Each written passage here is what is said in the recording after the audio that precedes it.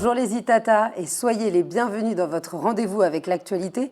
Écoutez ça, aujourd'hui nous allons faire une balade culturelle et je vous propose d'aller du côté du François à la Fondation Clément qui accueille jusqu'au 27 octobre prochain une sublime exposition. Et pour nous en parler aujourd'hui, eh bien, nous recevons un artiste. Si je vous dis Victor Anissé, c'était une véritable ambition que de l'exposer étant donné qu'il est déjà très connu. C'était un challenge de réinventer une exposition qui puisse surprendre les connaisseurs. Bonsoir Victor. Bonsoir. Et bienvenue.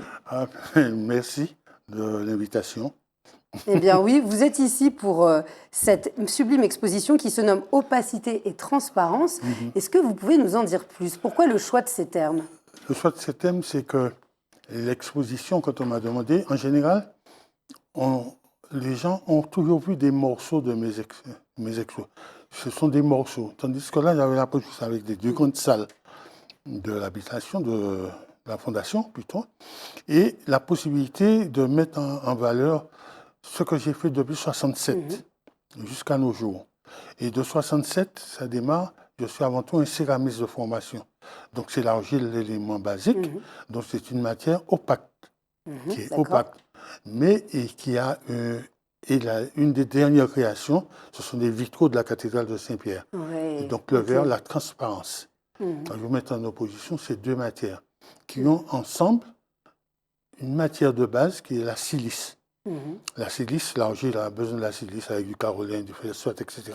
pour pouvoir faire du grès, de la porcelaine et de la faïence. Et pour faire les vitraux, c'est à partir de la silice, mais la silice pure, équivalent de sable de Fontainebleau qui a 90% de pureté. Et quand on a besoin de colorer et le verre, on ajoute des oxydes. Si vous mettez de l'oxyde de cobalt, vous aurez du bleu, vous mettez du titane, vous aurez du jaune, etc., etc. Donc il y a toute une alchimie autour de ça.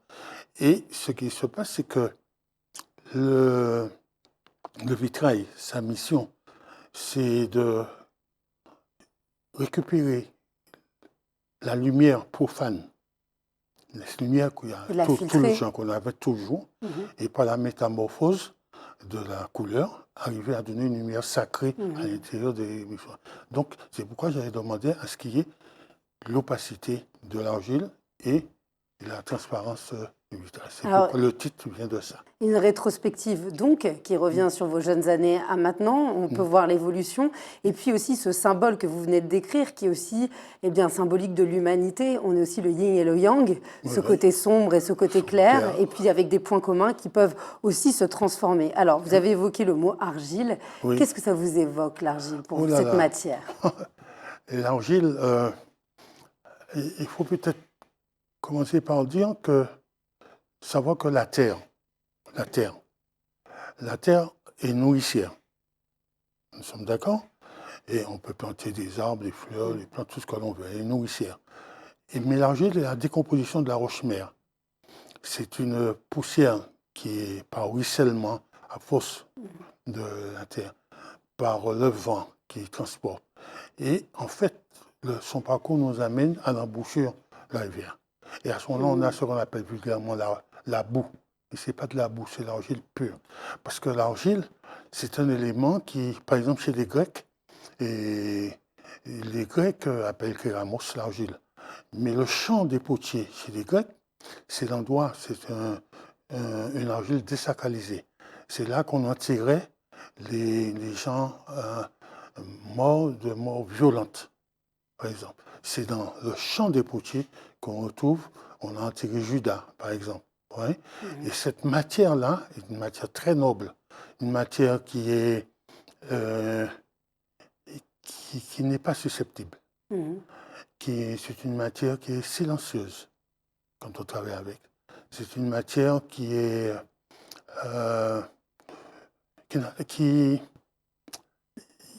qui vous permet de, quand vous travaillez, de rentrer en silence, mais intérieurement. Une sorte de méditation, le travail avec la main. C'est en permanence. Et donc, ça demande respect. Parce que, premièrement, l'objet n'a pas d'angle. L'argile n'a pas d'angle. Donc, elle ne peut pas être violente. Donc, mais elle est susceptible. Si vous ne mettez pas suffisamment d'amour avec, déjà au séchage, parce que l'argile contrôle les 4 éléments. Elle a besoin de l'eau pour un malaxer. Ensuite, elle a besoin de l'air pour sécher. Si c'est mal fonctionné, déjà dans le séchage, ça se fendille, ça se casse. Ensuite, vous avez besoin de faire sécher, de cuire. Mais une fois que vous avez cuit, c'est l'épreuve du feu. Ouais, et après, vous arrivez à la pierre. Donc, vous avez une matière. Mais en fait, madame, le problème, c'est que l'argile, c'est de la poussière. On est d'accord. Mais c'est ce que nous allons devenir. Un corps du symbole, finalement. Alors, vous l'avez utilisé, vous avez fait une école des arts appliqués en Martinique, vous avez voyagé, vous êtes parti dans l'Hexagone, et surtout, eh bien, vous avez décidé de travailler en tant que céramiste. Puis on va le voir, et ça, c'est vraiment ce qui est prégnant lorsqu'on se balade à la Fondation Clément, c'est qu'on vous découvre. On peut penser aussi que c'est que de la céramique, mais pas que. C'est pas. Alors, à travers la céramique, vous avez voulu aussi traduire ce que vous retenez de l'histoire de Martinique. On a vu que votre matière première a une histoire elle-même, mais ce que vous produisez avec aussi symbolise d'autres choses. Il y a des différentes étapes, lesquelles on pourrait retenir. On peut retenir, c'est ce que nous ont laissé les Kalinago, les premiers peuples. Les premiers peuples, les Amérindiens, je dis Amérindiens pour aller vite, mais c'est les premiers peuples. Parce que je profite pour vous dire que cette terre ne nous appartient pas. Vous comprenez? Ils nous ont laissé cette terre, mais nous sommes les gardiens. Donc on doit protéger cette terre. Donc il faut respecter.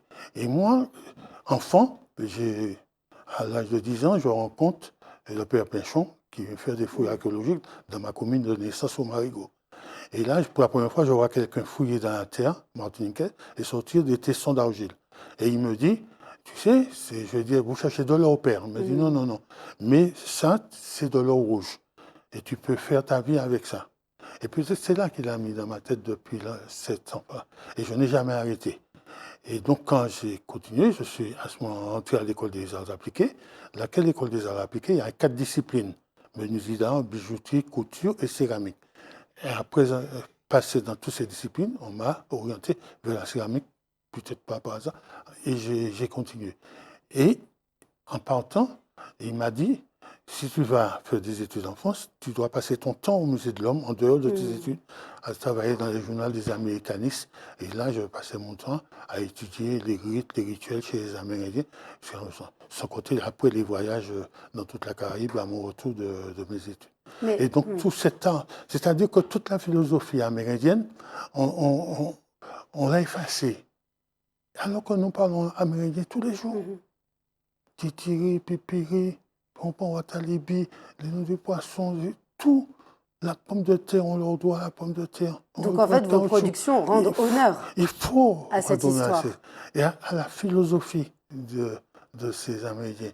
Parce que je me rappelle toujours du chaman qui te dit, ne regarde pas derrière avec colère, ni devant avec peur, mais autour avec conscience. Pour moi, il faut y aller. Il y a tout un truc de paix, de trucs comme ça. Et ça, on ne nous a pas transmis ça. Nulle part à l'école, nulle part dans les livres, on en parle. Alors que nous sommes chez eux.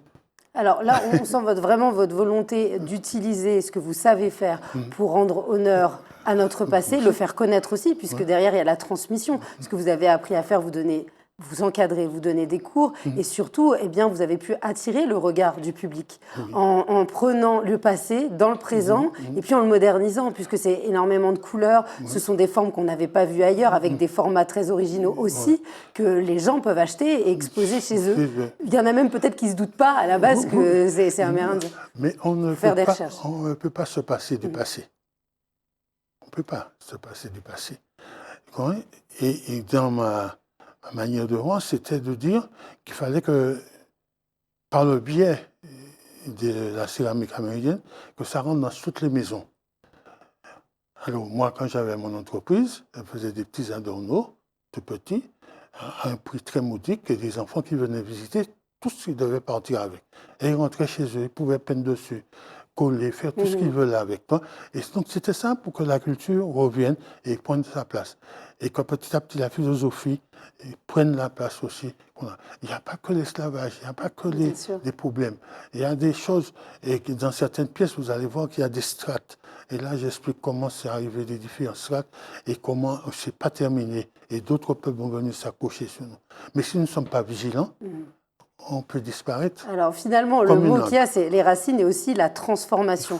Et cette transformation, on la retrouve aussi dans la collection où vous expliquez que vous allez prendre des images, des traits, une pensée, que vous allez reproduire, les carcans, que vous allez reproduire de manière répétitive, et puis sur des médiums, avec des médiums différents, sur des supports différents, pour obtenir quelque chose qui est complètement différent de l'image et de l'imaginaire initial. C'est une pratique sérielle. Ouais. Pédagogique. Vous savez, toujours la même chose. Toc, toc, toc, toc, toc.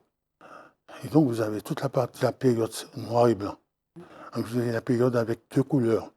Vous avez la période avec les 5 couleurs. C'est pas par hasard. Après, des thèmes vont arriver, la dimension, des supports changent. Vous avez le bois, les contreplaqués, ensuite vous avez le tissu, ensuite il y a des plaques de lave. Vous avez chaque fois des séries, de la pratique sérielle. Et à partir de ça, ça ne veut pas dire que sur la plaque de lave, vous n'avez pas retrouvé des éléments amérindiens. Ça ne veut pas dire que vous n'avez pas retrouvé sur l'étoile des évocations amérindiennes qui appellent les signes que l'on trouve sur les poteries. Vous comprenez? C'est des éléments sériels. Mais ça, c'était pas dans ma politique. Parce que, et pour essayer de bien comprendre, quand j'ai eu mon diplôme à l'école des arts appliqués, le directeur, M. Gutmann, m'a dit, tu sais, Anissé, tu vas, tu étudies, tu apprends au maximum, et quand tu sais, tu reviens. Tu m'entends, tu reviens et tu transmets ce que tu as. Et quand je suis revenu, moi j'étais au Fougères, des enfants handicapés, et de l'époque, j'étais à la Tracée avec des enfants qui avaient 15 ans, qui ne pouvaient pas aller en prison. J'étais là avec Madame Pilotin, qui était la directrice du centre. Et puis dans les DSQ, développement social de quartier, vous pouvez me trouver au Monde Gommier, vous me retrouvez à Foncapot, vous me retrouvez au Monde Nolon, avec des enfants, des gens qui ne voyaient jamais. Parce que moi je suis né dans une maison de 2 pièces avec 8 enfants. Et il n'y a pas de tableau. Vous comprenez? Il n'y avait pas de tableau. Et comment c'est arrivé ce truc-là? Donc, il n'y avait pas. Donc, je me dis que si je produis, il faut produire de telle sorte que le maximum de gens voient. Je ne veux pas me remettre à faire des petits tableaux, toujours pour les mêmes catégories. Alors, ça permet d'élargir le public et puis ça permet aussi de transmettre et donner envie aux autres de s'approprier. Là, on évoquait d'abord l'argile, mais ça peut être aussi pour la peinture, la sculpture. C'est des choses de manuel. Là, on est bien loin du digital qu'on connaît actuellement. On est bien loin aussi des livres. Et encore que, c'est là où ça me mène à ma prochaine question. Vous aviez évoqué le père Pinchon pour le côté archéologique, mais dans cette exposition, à travers les photos, on fait des sauts dans le temps, on vous découvre même à des photos, vous êtes très jeune, on s'aperçoit de votre lien avec la littérature, notamment Aimé Césaire, pour ne citer que lui, et puis Édouard Glissant. Pour vous, dans quelle mesure les arts se nourrissent-ils entre eux? C'est que j'ai 19 ans quand je pars. J'arrive à Paris, j'ai 19 ans. Et je reviens 10 ans après, et j'enseigne au lycée Schellcher pour des jeunes. Et je me suis rendu compte que ces jeunes-là étaient aussi ignorants que moi à mon âge, 10 ans après. Je dis, c'est pas croyable. Donc il faut faire quelque chose. En dehors de l'enseignement, et c'est à ce moment-là j'ai décidé de faire mon exposition en noir et blanc à l'époque. Alors j'ai décidé de faire l'histoire de la Martinique des origines en 1970. Et c'est à ce moment-là, à l'époque, je travaillais avec Édouard Glissant à l'IME, à l'Institut martiniquais d'études à l'époque. Et à l'époque, il avait fait venir des artistes. Donc Petlin, qui était un Américain, et avait Segui, qui était un Argentin, et Cardenas, qui était un Cubain, sculpteur. Donc j'ai travaillé avec eux pendant 15 jours, en atelier, etc. Et à partir de là, des signes sont sortis. Et à cette époque-là, je travaillais à la campagne. Mais personne ne savait ce que je faisais. J'étais obligé de m'isoler à la campagne. Mais il n'y avait que des paysans qui voyaient ce que je faisais. Et c'est là que sont sortis les signes en noir et blanc. Ces signes-là sortent de l'attitude de ces gens-là, de se déplacer dans l'espace, de marcher, de se baisser dans le champ, etc. Et à force de croquis, à force de dessins à force des boches et des esquisses, à ce moment-là, son nez dessine petit à petit. Et quand il y a C'est par l'observation du monde. le monde, c'est important. C'est l'humanité qui si vous vous inspire. vouliez, et c'est difficile de vous expliquer ça, mais dans les années 67, vous étiez à Croix Mission, les gens, le samedi après-midi, les ouvriers venaient, il y avait l'académie du billard par là, et les gens étaient debout, mais ils étaient habillés.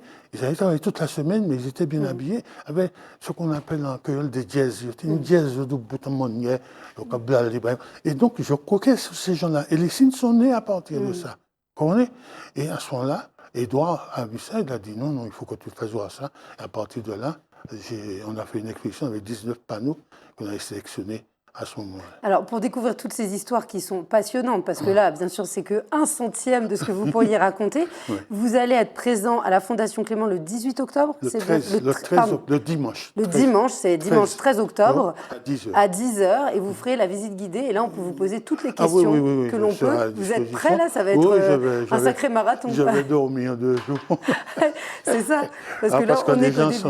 Non, c'est très intéressant. Ça m'intéresse. J'aime bien, parce que je m'enrichis énormément. Je me suis enrichi terriblement quand j'ai travaillé dans les traits, et les gens m'ont raconté des histoires sur le trait que j'ignorais. C'est quand j'étais à Barbade, j'ai vu des traits sur le bord de la route, et j'ai vu comment on traitait. Quand vous allez à Curaçao, ils traitent les traits autrement. À Trinidad, c'est ça pour faire de l'architecture. Donc il y a toute une histoire. Donc il faut aller chercher ça dans la Caraïbe et essayer de faire une proposition. Donc on ne cesse vraiment jamais d'apprendre. Alors écoutez, notre entretien arrive à sa fin. J'en suis désolée, mais vous êtes ici chez vous. Vous revenez avec grand plaisir.